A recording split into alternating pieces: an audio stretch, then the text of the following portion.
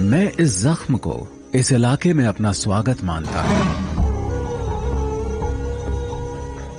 इस जगह को अपना बनाने के लिए मुझे स्कारफेस को हराना होगा।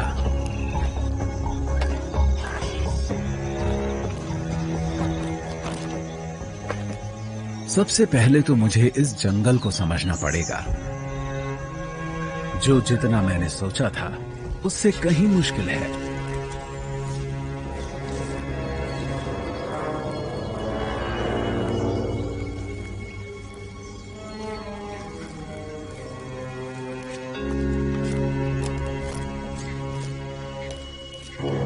मुझे एकदम खामोश रहना पड़ेगा।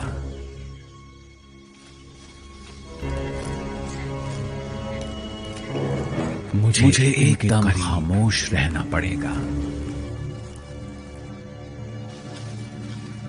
और करीब पहुंचना होगा।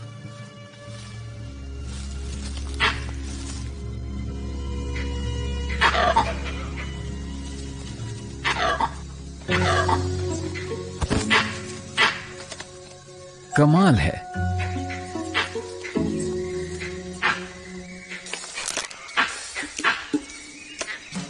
ये लंगूर है। मुझे इन जानवरों से नफरत है। ये वाकई जंगल का सिक्योरिटी अलार्म है। कोई भी शिकारी दिखा नहीं कि ये चिल्लाने लगते हैं, और मुझे तो इन्होंने 1.5 किलोमीटर दूर से ही देख लिया। इन्हें समझ नहीं आ रहा कि मैं हूं कौन। जब तक मैं यहां से चला नहीं जाऊंगा, इनकी चीख चिल्लाहट बंद नहीं होगी। इस लंगूर को यहां फैंग कहा जाता है, और इसकी वजह भी है। ये गैंग का मुखिया है। तुझे अंदाजा भी है कि मैं तेरे कितने भाई भतीजों को खा चुका हूं। ये छोटे छोटे बंदर बड़े ही शरारती हैं, जबकि मैं इनका शिकार भी नहीं करता।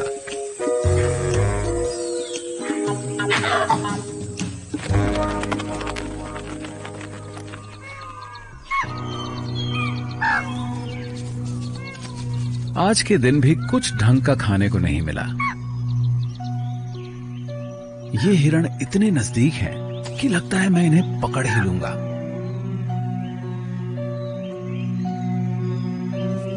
मुझे इन बंदरों से छिपने का कोई तरीका ढूंढना होगा, लेकिन ये आसान नहीं है। मेरी खाल इतनी अजीब है कि मेरे लिए यहां खास तौर पर अब शिकार करना एक बड़ी चुनौती बन जाता है, क्योंकि कबीनी में सूखे का मौसम चल रहा है। पेड़ों की पत्तियां झड़ चुकी हैं और जंगल को सूरज ने सुखा दिया है। तो मैं सबको अलग ही नजर आ जाता हूं। मेरे शरीर पर भी धब्बे हैं, सभी तेंदुओं की तरह, लेकिन मेरी बाकी फर काली है। यहां के ज्यादातर तेंदुए मेरे जैसे नहीं दिखते। इसके पीछे एक वजह है। मेरी बात समझ में आई? वो गायब से हो जाते हैं।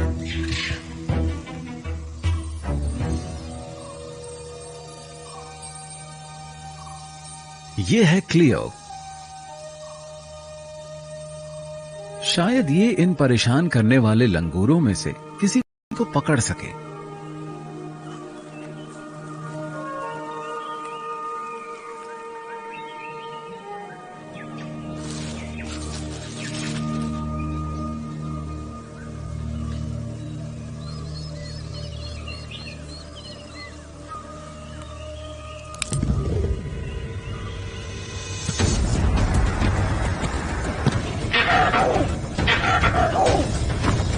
लेकिन इसे देर हो जाती है।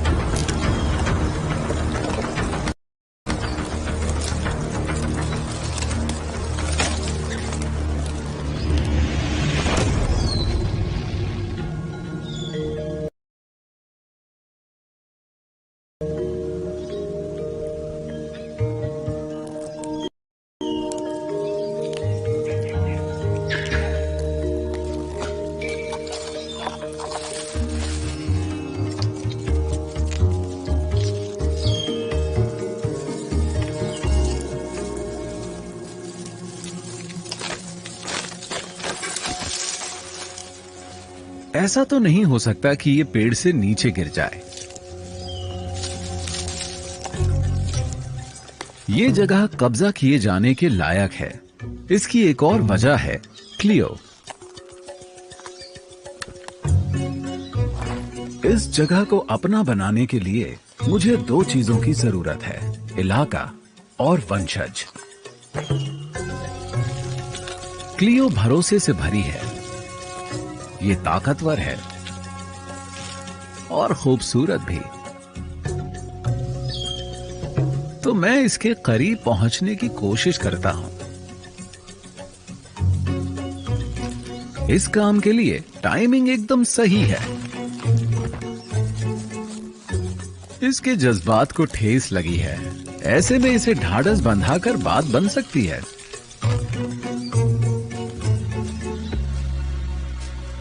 तो मुझे मौके का फायदा उठाना चाहिए।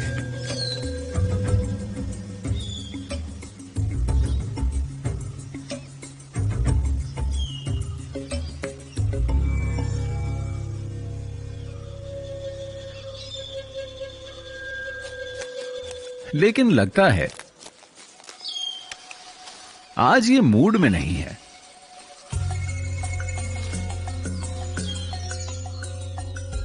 क्लियो इस इलाके में मौजूद सबसे ज्यादा दबदबे वाली मादा तेंदुआ है और इसीलिए ये इसके साथ है। स्कारफेस के साथ। ओह, इन दोनों की तो दाल भी गलती लग रही है। ये दोनों एक ही पेड़ पर हैं, कुछ समझे आप? और मैं यहां नीचे इन जोकरों के बीच हूं।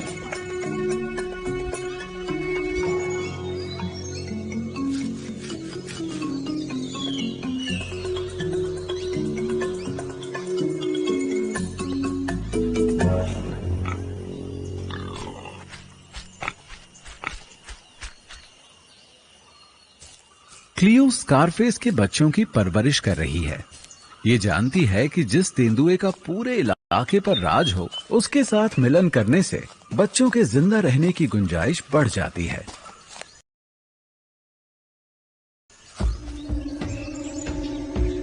और फिलहाल इस बात को लेकर कोई शक नहीं कि यहाँ का राजा कौन है। स्कारफेस हमें रोज ये याद दिलाता रहता है कि ये साम्राज्य उसका है। अगर मुझे कबीनी जंगल को अपना बनाना है तो मुझे इससे ज्यादा स्मार्ट होना होगा। चुनौतियों के बावजूद मुझे कोई रास्ता निकालना होगा। लेकिन यहां स्कारफेस के अलावा भी बहुत सी मुश्किलों का सामना करना पड़ेगा। भारत के कबीनी फॉरेस्ट में एक चीज और है जो मुझ जैसे ब्लैक पैंथर का यहां रहना मुश्किल बनाती है। वो है यहां की तेज गर्मी। और ऊपर वाले ने मुझे काले रंग की खाल दी है, इसीलिए मुझे बाकी तेंदुओं के मुकाबले ज्यादा गर्मी लगती है। और ये एक बड़ी मुश्किल है। लेकिन फिर मुझे एक ऐसी जगह मिली जहां कुछ राहत हासिल हुई। ये हैं बैक वाटर्स, जो जंगल में काफी अंदर छिपे हुए हैं। और ये बात भी कबीनी को इतना खास बनाती है। इस जगह पर पूरे साल पानी रहता है, सूखे के दौरान भी।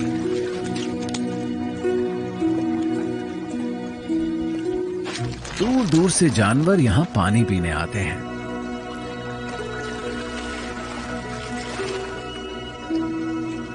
लेकिन एक मुश्किल भी है।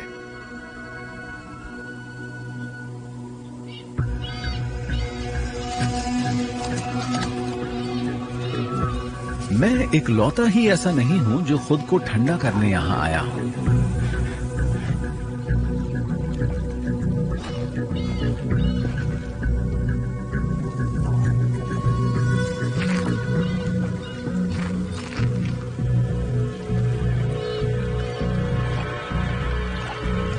ये है खाल।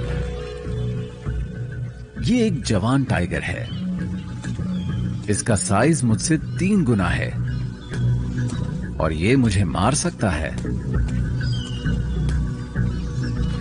काल का वजन करीब 226 किलो होगा, लेकिन मैं इस चीज को अपने फायदे के लिए इस्तेमाल कर सकता हूं। मेरे पास बचाव का एक ऐसा रास्ता है जिसका इस्तेमाल वो नहीं कर सकता। टाइगर बहुत भारी होते हैं,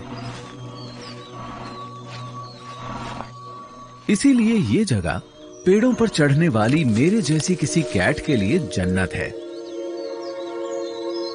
ये इलाका है जादुई पेड़ों वाला। यहां बाघों से बचाव मिलता है।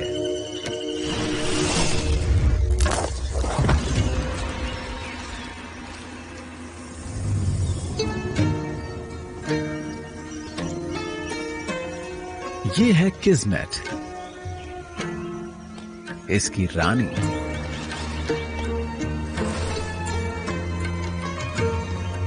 ये शानदार, खूबसूरत और जानलेवा है। मुझे इससे डर लगता है, लेकिन मैं इसकी तारीफ भी करता हूं। यहां दबदबा रखने वाले नर बाघ नहीं हैं, तो यहां इसी का राज चलता है।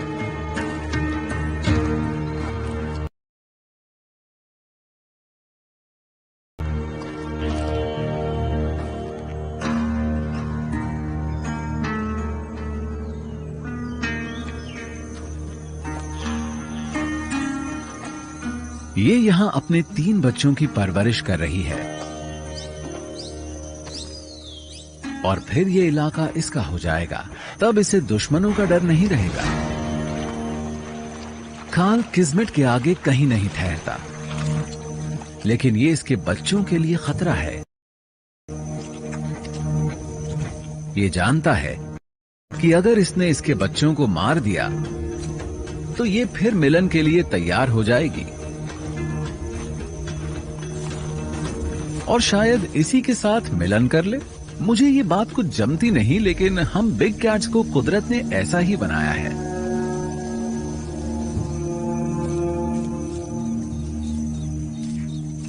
किस्मत चाहती है कि खाल उससे ज्यादा से ज्यादा दूर रहे।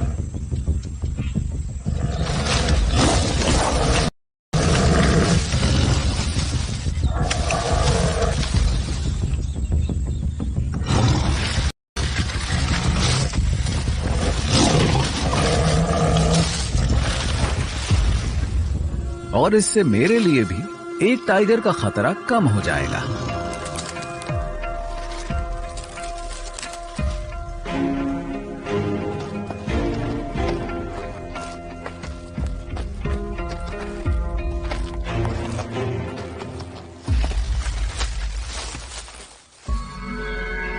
ये सच है कि ये जंगल मुश्किलों से भरा है।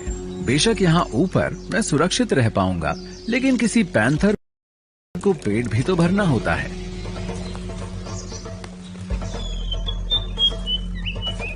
मुझे ये जानना होगा कि जिस जंगल में बाघ घूमते हो वहां शिकार कैसे किया जाए। तभी मैं स्कारफेस से उसका साम्राज्य छीनने के लिए उसे चुनौती दे पाऊंगा।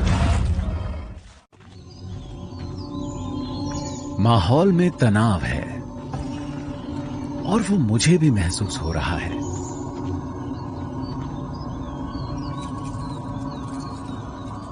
स्कारफेस शिकार करने निकला है। खलनायकों को भी पेट तो भरना होता ही है।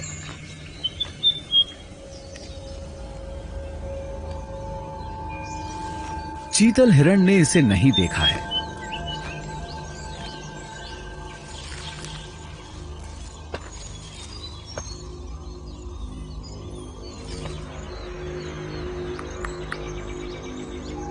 लेकिन मां को खतरे का एहसास हो जाता है।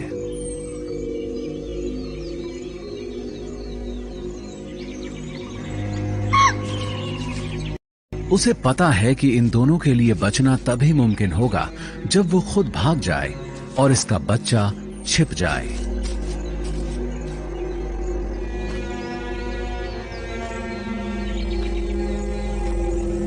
लेकिन ये तरकीब मैं पहले भी देख चुका हूं। और स्कारफेस भी।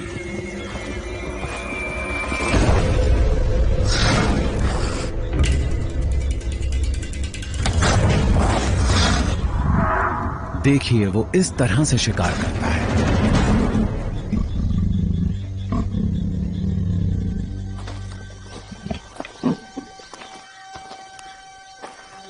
इसकी तारीफ करनी पड़ेगी। स्कारफेस एक माहिर शिकारी है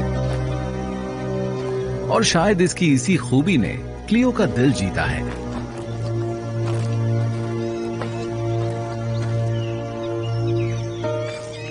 इसके बच्चे अब बड़े हो चुके हैं, तो अब ये फिर से मिलन करेगी। लेकिन मुझे तो अभी काफी कुछ करना है। अपनी काली खाल की वजह से मुझे कबीनी और क्लियो दोनों का दिल जीतने के लिए और मेहनत करनी पड़ेगी।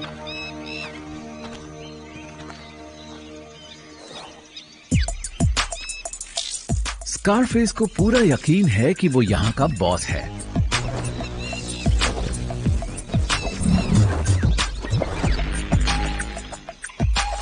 और इससे भी बुरी बात ये कि क्लियो खुद उसके पास जाती है।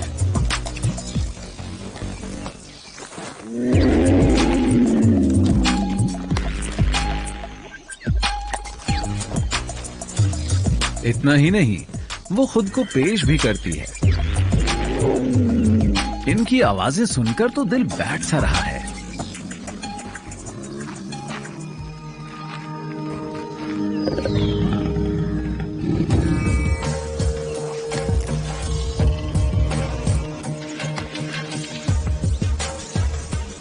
लेकिन रोमांस सिर्फ हम तेंदुओं के दिमाग पर ही छाया हुआ नहीं है।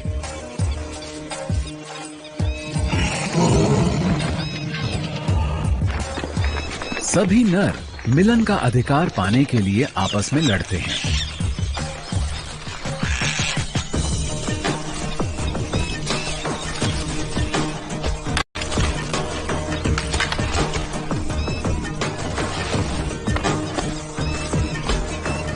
और इनमें सबसे खूबसूरत दिखने वाले नर भी शामिल हैं।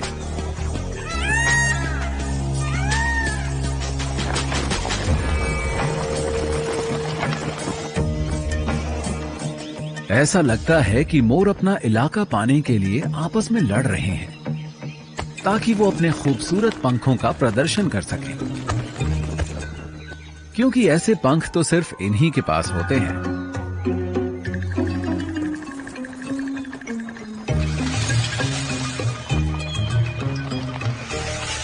लेकिन इसकी बदकिस्मती है कि मोरनी ऐसे पंख न जाने कितनी बार देख चुकी है।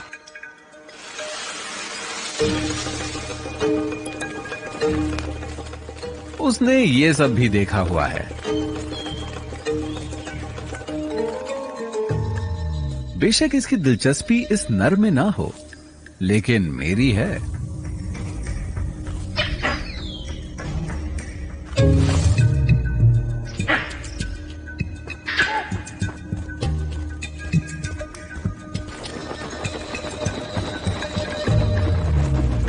धत तेरे की, इन लंगूरों ने फिर मेरा खेल खराब कर दिया।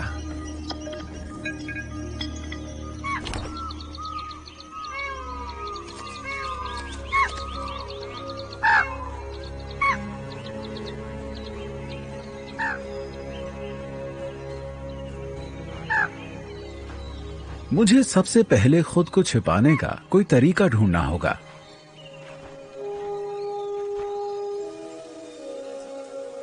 लेकिन शायद हालात बदलने वाले हैं। मुझे ऐसा एहसास हो रहा है। पिछले 4 महीने से ये जंगल तेज धूप में तपता रहा है। ये एकदम खुश्क और बंजर हो गया है। लेकिन जल्दी ही सब कुछ बदल जाएगा।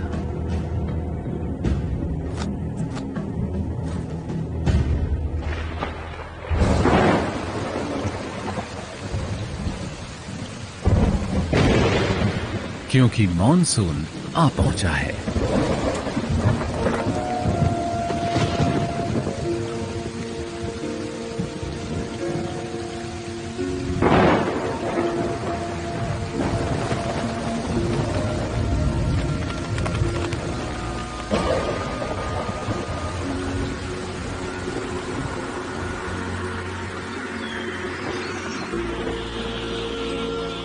ये नया मौसम अपने साथ बहुतों के लिए नई जिंदगी लाता है और मौके भी।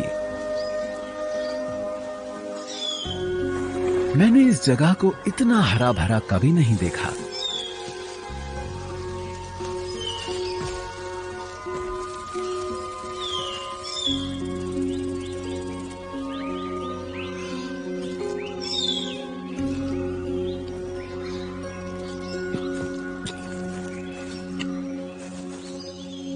लेकिन मैंने बारिश के इस मौसम में एक और चीज भी देखी है।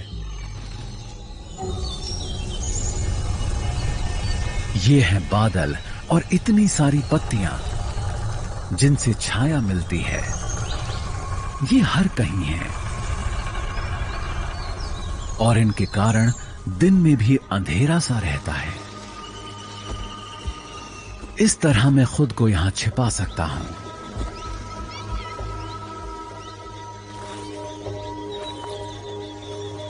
और मुझे खुद को फौरन छिपाना भी होगा।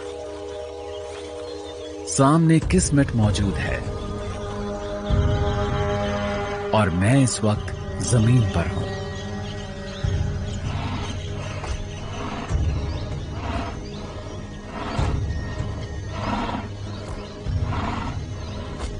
अगर इसने मुझे देख लिया तो खेल खत्म।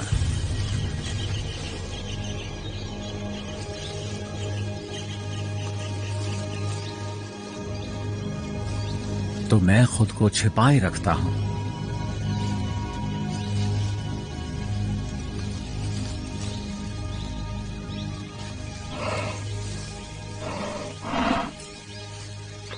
और ये मेरे एकदम करीब से आगे बढ़ जाती है।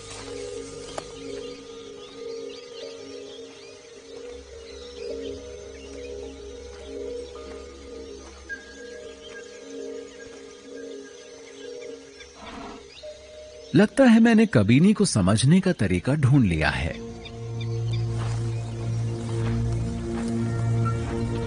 लेकिन एक और जानवर है जिससे ये जंगल सहमा रहता है और खुद को छिपाकर मैं इसे धोखा नहीं दे सकता। अगर इसकी आवाज सुनाई दे तो मेरी तरह भागने में ही भलाई है।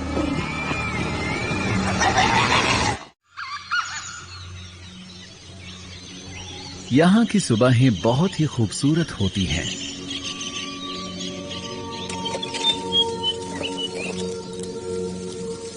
हर चीज धुंध की चादर में लिपटी होती है।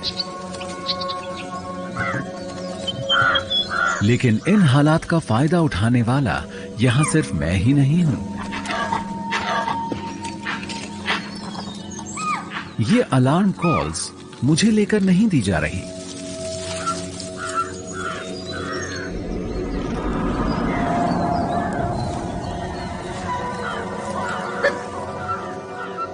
ये इन डोल्स के लिए है जिनसे मैं भी डरता हूं। ये हैं कबीनी के जंगली कुत्ते।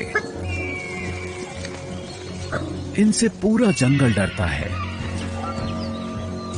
मैं इसे एक या दो का सामना तो कर सकता हूं, लेकिन इनका झुंड जानलेवा होता है। इनसे तो बाघ भी डरते हैं।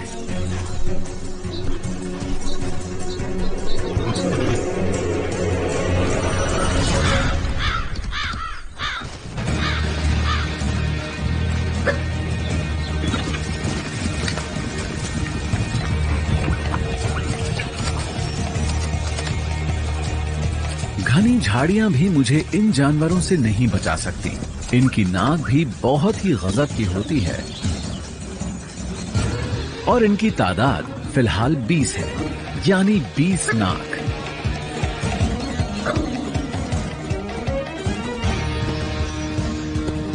तो एक ही रास्ता है, पेड़ पर चढ़ जाना।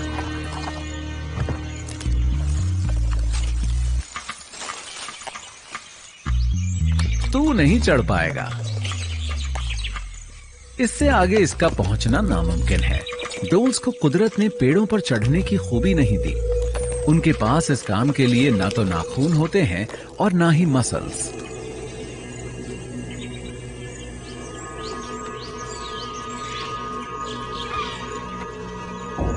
ये जानते हैं कि ये अपना वक्त बर्बाद कर रहे हैं।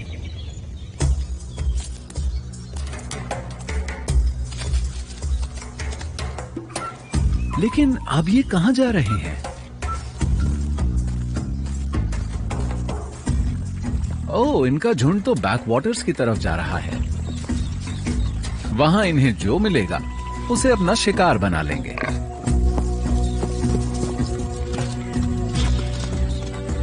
किसी वाइल्ड बोर को पकड़ना आसान नहीं।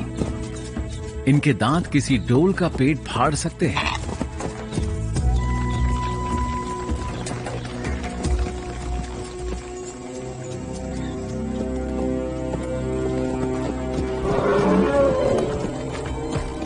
और तभी जैसे बड़े बड़े ये हाथी भी इन्हें भगाने के लिए आ पहुंचते हैं।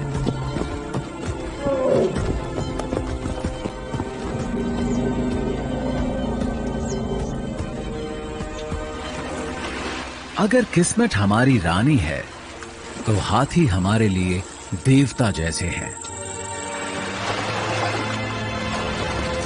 ये आपस में मिलने जुलने और साथियों को ढूंढने के लिए बैकवाटर्स पर इकट्ठे हो जाते हैं।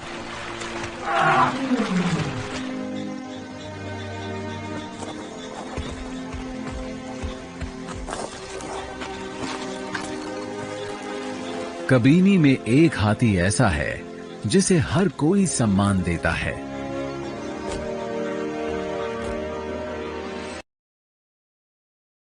इसका नाम है बोगेश्वरा और कहते हैं कि एशिया में इसके दांत सबसे लंबे हैं।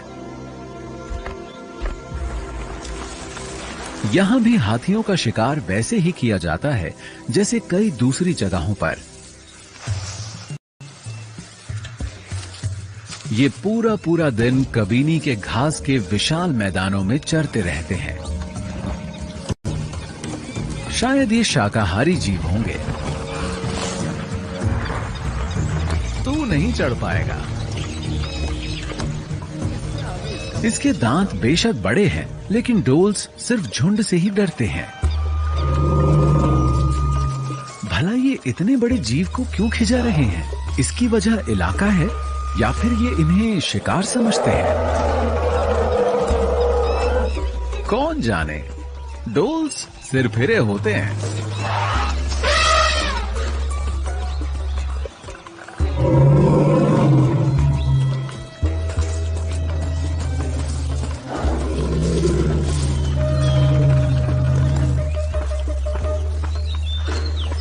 खैर जो भी हो, लगता है बाकी झुंड के हाथ खजाना लग गया है।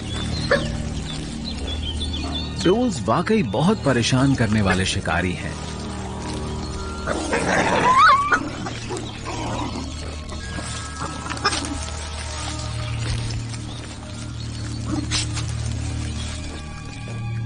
हम तेंदुए हाथियों के साथ नहीं उलझते। हम तो इनके साथ मिलजुल कर ही रहते हैं। कोई नौसिखिया ही इन विशाल जीवों से भिड़ने की कोशिश करेगा।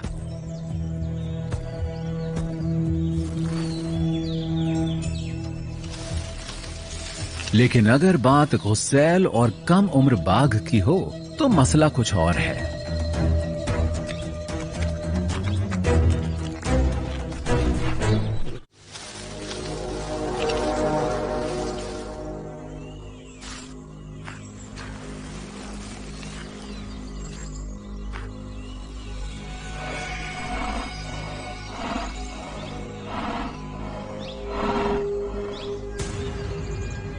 क्या खाल वही करने वाला है जो मैं सोच रहा हूं? इसमें कोई शक नहीं कि उसमें हिम्मत है। हाथी के इस बच्चे का वजन 90 किलोग्राम है, तो ये भरपेट खुराक साबित होगा। ये इतना बड़ा है कि बच्चे को मार सके। बस इसे सही पल की तलाश है।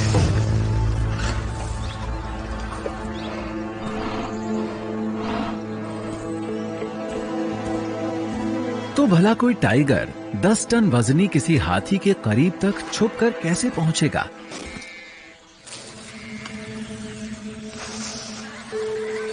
ओह, समझ गया, ये क्या करने वाला है।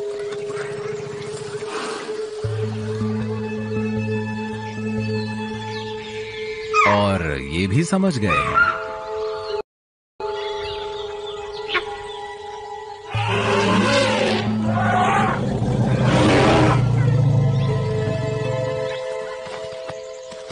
खाल दिन में सपने देख रहा है। इस बाघ को नहीं मालूम कि बच्चे की हिफाजत सिर्फ मां नहीं करती, पूरा झुंड करता है। हाथियों के हक में उनका साइज, उनका दिमाग और उनकी संख्या है। इन्हें कोई नहीं छू सकता। और शायद शेरों से इनकी पुरानी रंजिश भी है।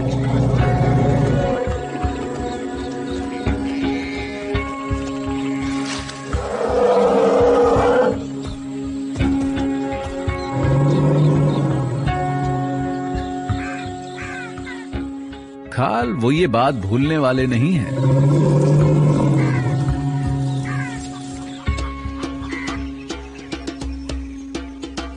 माहौल में फिर से बदलाव आ रहा है। मॉनसून का मौसम खत्म हो रहा है। इससे पहले कि कबीनी का जंगल सूख जाए, हर कोई मौजूदा वक्त का भरपूर फायदा उठाने की कोशिश में है।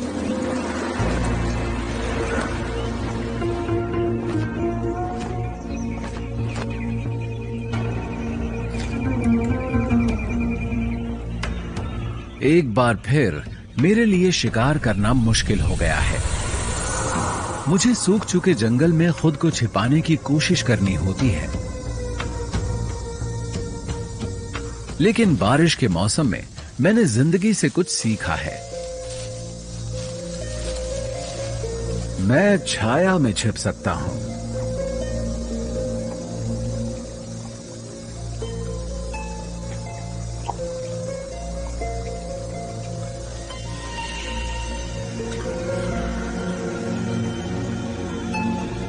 तो सूखे के मौसम में भी मैं अंधेरा ढूंढ सकता हूं। अब ये मेरी दुनिया है।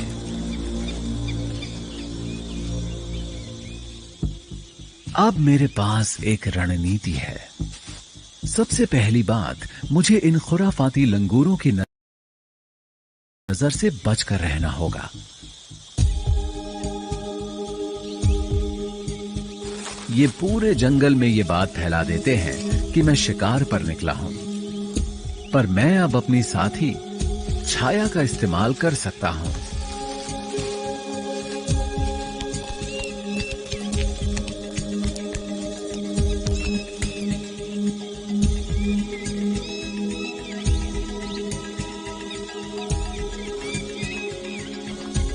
अभी तक सब कुछ ठीक ठाक रहा है।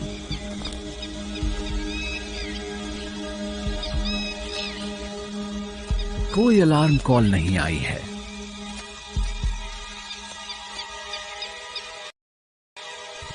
मुझे बस थोड़ा सा करीब और पहुंचना है।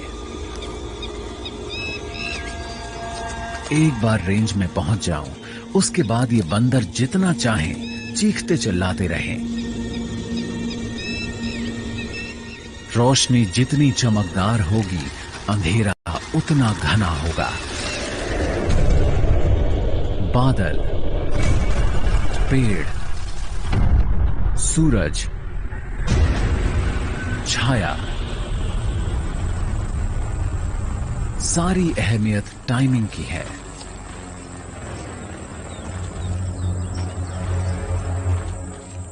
अब हमला करना होगा।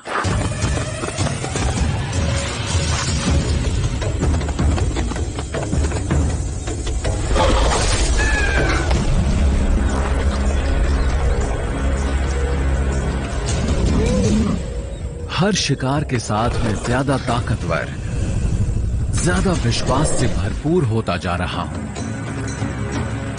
जल्द ही स्कारफेस मेरे सामने होगा और इस इलाके पर राज करने के लिए मैं उससे भिड़ूंगा।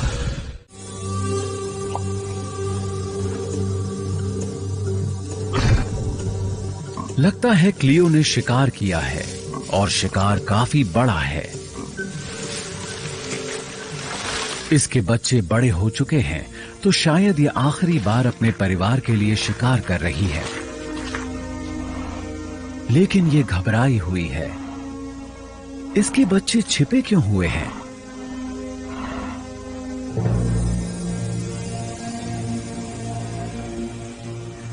ओह, तो ये इसकी वजह है। खाल।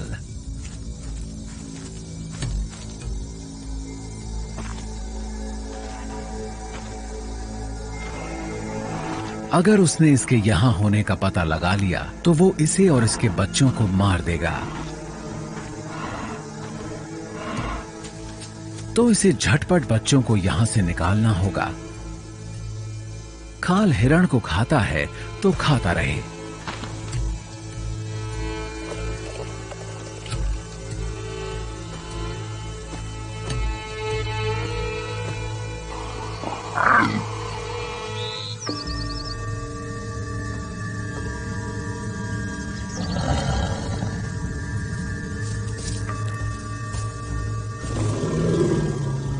लेकिन तभी हाथी यहां पहुंच जाते हैं। कहावत है ना, दुश्मन का दुश्मन हमारा दोस्त होता है। खाल ने कभी इनके एक सदस्य को धमकाया था और ये इस बात को भूले नहीं है।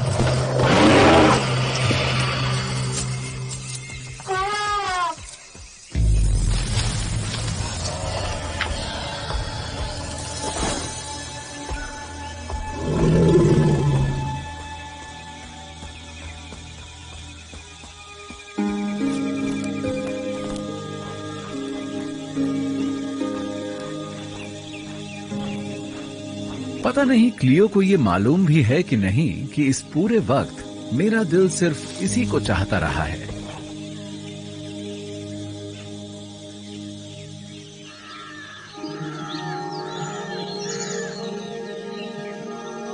कबीनी में सुबह का समय है और मैं एक्शन के लिए तैयार हूं। ये साम्राज्य क्लियो के इर्द गिर्द ही घूमता है। ये अपने इलाके की निशानदेही करती रही है। यहां इसकी गंध बिखरी हुई है जो बताती है कि ये कोई साथी ढूंढ रही है।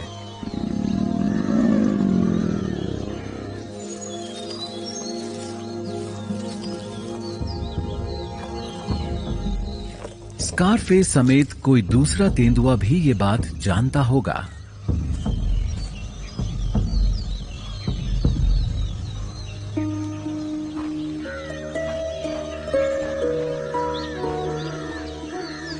पर क्लियो है कहां?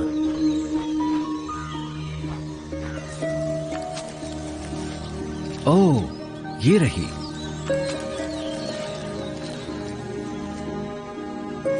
क्या ये स्कारफेस के साथ ही रहने वाली है या फिर मुझे चुनेगी?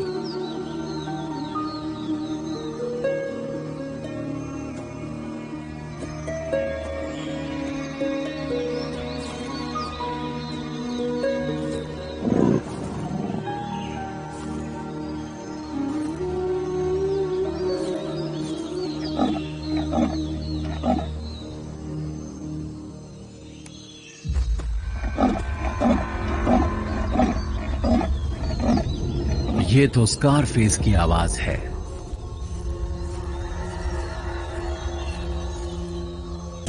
आज मेरी किस्मत का फैसला हो जाने दो, नतीजा चाहे जो भी हो। अब जो होगा देखा जाएगा। और अब ये जंगल मेरा होने वाला है।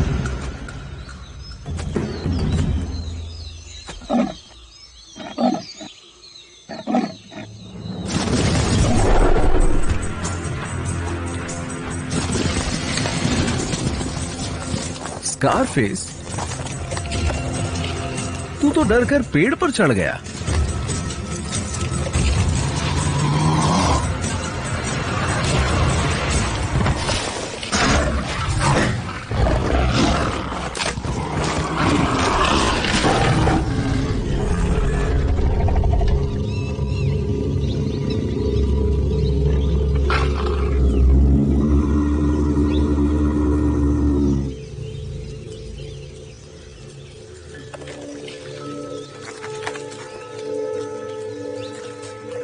सॉरी स्कारफेस, अब तू मेरे इलाके में है।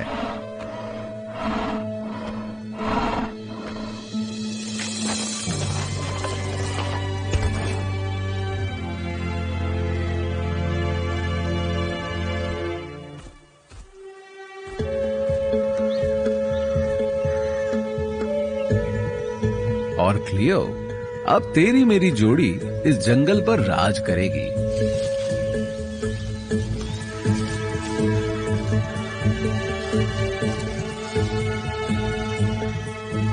अब जंगल की शक्ल बदल जाएगी।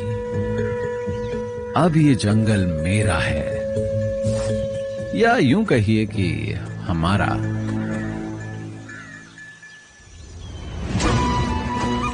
जंगल इसका भी है, इनका भी, और तुम्हारा भी। समझ रहे हो ना? कभी नहीं, हम सब का है।